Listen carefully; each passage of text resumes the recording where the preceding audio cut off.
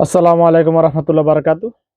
ইনশাল্লাহ আগামী 9 দিন পর বাংলাদেশের জাতীয় নির্বাচন শুরু হবে।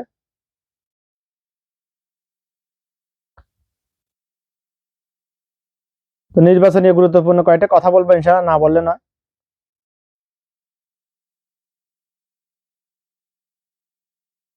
আল্লাহ পাক সবাইকে ক্ষমতা দেবে, বেশার কম।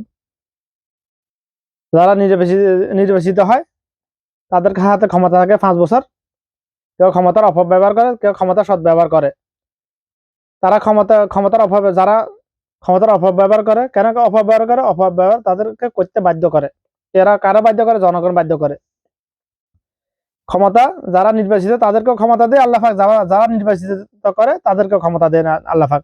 অর্থাৎ প্রত্যেক ভোটারের হাতে আল্লাহ পাক ক্ষমতা দিয়ে রেখেছে। তাদের ক্ষমতা হচ্ছে একদিন, তাদের পাওয়ার হচ্ছে সবচেয়ে বেশি। আপনি যদি নির্বাচনের দিন ক্ষমতার অপব্যবহার করেন, যাকে তাকে ভোট দেন দুনিয়ার সামান্য কিছু টাকার লোভে, যাদেরকে ক্ষমতা বসাবেন তারা যদি হারামখোর হয়, দুর্নীতি, চাঁদাবাজি, বাটপার হয়, তারা ক্ষমতার অপব্যবহার করবে, এটাই স্বাভাবিক। দোষ কাদের? দোষ কার? পাবলিকের।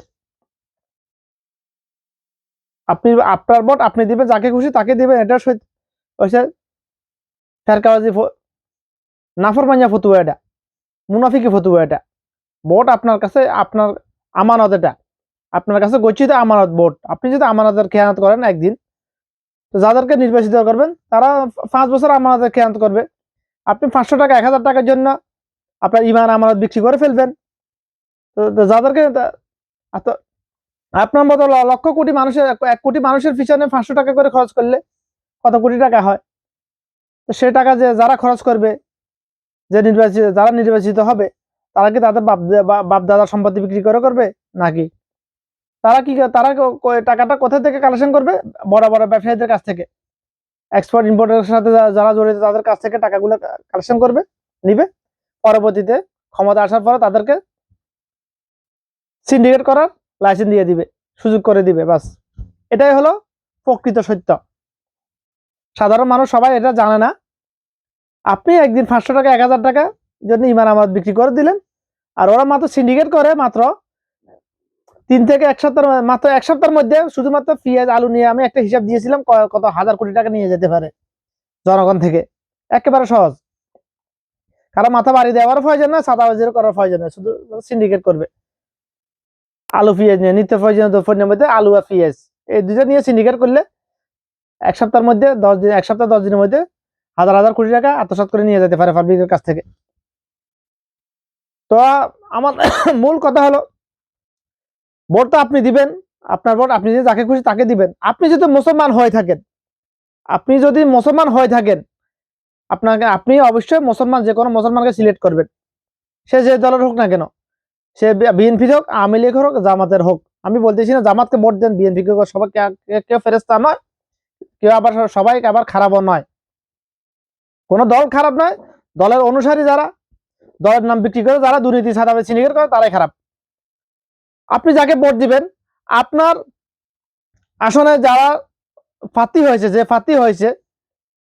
যারা প্রার্থী হয়েছে, তাদের মধ্যে যে মুসলমান, যে আমানতদার, যার পূর্বের কামাই ইনকাম, হালাল ইনকামের রাস্তা আছে, ব্যবস্থা আছে, হালাল ইনকামের ব্যবস্থা আছে, যার ছোটবেলা থেকে যার গুড উইল আছে, মানুষের কাছে ভালো মানুষ হিসেবে পরিচিতি আছে, যে মুসলমান, তাকে আপনি যদি মুসলমান হয়ে থাকেন, যে মুসলমান, তাকে আপনি ভোট দেবেন। এবার আসুন, মুসলমান কাকে বলে? এক কথা আমি বলি, মুসলমান কাকে বলে? যে তাওহীদ এবং রিসালাতের উপর পরিপূর্ণভাবে ঈমান এনেছে এবং যাবতীয় হারামকে সেরূপ হারাম মনে করে, যেরূপ হারাম মনে করতেছে পৃথিবীর সকল মুসলমান নামের আদম সন্তানগুলো, শুকর এবং কুকুরগ্রস্তকে, তাকে বলা হয় মুসলমান। এবার চিন্তা করুন, আপনি কি মুসলমান? আপনি যদি মুসলমান হয়ে থাকেন, তাহলে আপনি অবশ্যই ওই অপর মুসলমানকে নির্বাচিত করবেন। আর আপনি যদি মুসলমান না হয়, মুনাফিক নাস্তিক হয়ে থাকেন, ইহুদি কাফের হয়ে থাকেন, তাহলে আপনিও মুনাফিক নাস্তিক, ইহুদি কাফের, হারামখোর, বাটপার, দুর্নীতি, চাঁদাবাজকে সিলেক্ট করবেন, নির্বাচিত করবেন, এটাই স্বাভাবিক। এবার নিজে সিদ্ধান্ত নিন, আপনি কি মুসলমান নাকি গায়রে মুসলমান। যে যেমন, সে ওই ওই হুবহু সেই রকম লোককে পছন্দ করে। এই জন্য আল্লাহ রাসূল বলেছেন যে যাকে অনুসরণ করবে, তার হাসর তার সাথে হবে। যা চিন্তা ভাবনা নীতি আদর্শ মানে ভালো হোক খারাপ হোক, যেমন সে তার চিন্তা ভাবনার সাথে যা চিন্তা ভাবনা মিলে, যা নীতি আদর্শ মিলে, হয়তো ন্যায় নীতি হতে পারে, দুর্নীতিও হতে পারে, তাকে সে পছন্দ করে। এটাই সব, এটাই সৃষ্টিগত ভাবে একটা ফিতরত মানুষের এটা, যে যেমন সে তার মতো লোককে পছন্দ করে।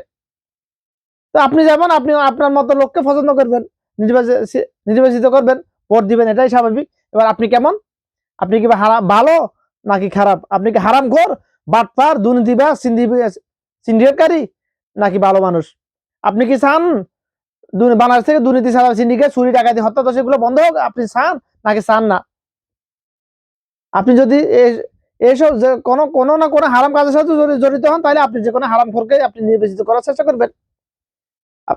এক কথা হলো যে আপনি যদি মুসলমান হয়ে থাকেন, তাহলে আপনি মুসলমান কিনা সেটা আগে নিজেকে নিজে বিচার করে দেখেন, নিজের ব্যাপারে, যে আমার কথাগুলোর সাথে মিলিয়ে দেখেন আপনি মুসলমানের কাতারে পড়েন কিনা। কাকে মুসলমান বলা হয়? যে তাওহীদ এবং রিসালাতের উপর ঈমান এনেছে। মুসলমান কেন বলছি? যেহেতু বাংলাদেশের 90% মুসলমান নামধারী আদম সন্তান, এই জন্য আমি মুসলমান কথাটা বলতেছি ভাই।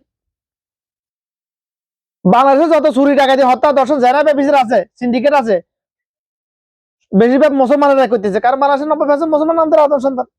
হিন্দু, খ্রিস্টান, বৌদ্ধ এরা করতেছে না বেশিরভাগ, এরা করতেছে 1% সর্বোচ্চ, বাকি 99% করতেছে মুসলমান নামধারী আদম সন্তান গুলা। তো আমার কথা এখানে সংক্ষিপ্ত আর লম্বা করলাম না, ইনশাল্লাহ কথাগুলা মনোযোগ দিয়ে বুঝবেন, এবং যুক্তিসঙ্গত তো অবশ্যই কথাগুলো আমার। তো নিজেকে মুসলমান দাবি করলে, যদি প্র্যাকটিক্যাল মুসলমান হয়ে থাকেন, এই কথাগুলা শেয়ার করে পুরো দেশে ছড়িয়ে দিবেন ইনশাল্লাহ। কমপক্ষে তিনজনকে বলবেন, 3জন করে 6জন, 9জনকে 9জনে 3জন করে 27 জন, এভাবে ছড়িয়ে দেওয়া কোনো ব্যাপার না। সময় আর কম, খুবই কম। তো আপনার আমানত আপনি রক্ষা করুন ইনশাআল্লাহ। আল্লাহ সবাইকে কথাগুলো বোঝার তৌফিক দান করুক ইনশাআল্লাহ। মা তৌফিক ইল্লা বিল্লাহ, আউযু বিল্লাহি মিনাশ শাইতানির রাজিম।